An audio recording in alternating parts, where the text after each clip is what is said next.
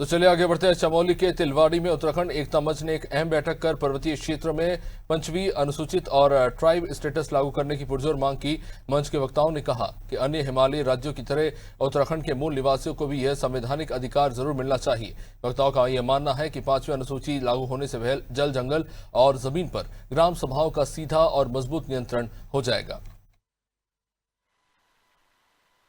यहाँ पर बहुत विशेष चर्चा हुई आप लोगों के सहयोग से बहुत सारे ग्रामीणों के साथ में।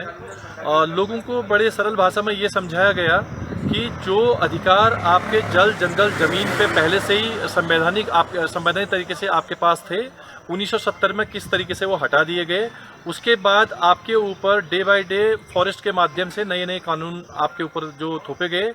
उससे सबसे बड़ा नुकसान ये हुआ, पहाड़ का जो युवा है 70s के बाद, अगर 70 के दशक के बाद हम लोग देखते हैं, वो लोग पलायन होने के लिए मजबूर हुए थे।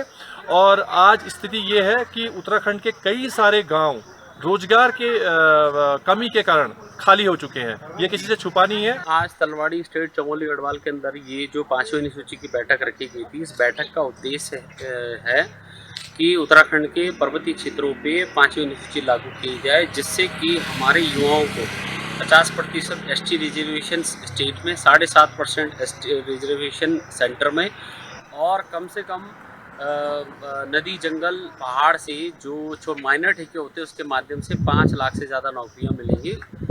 साथ ही ग्राम प्रधान को सशक्त करना पेशा एक्ट के माध्यम से, और लोगों को जो जिनका मालिकाना हक है जंगलों में, FRA 2006 के माध्यम से वो ज़मीन के मालिकाना हक मिले।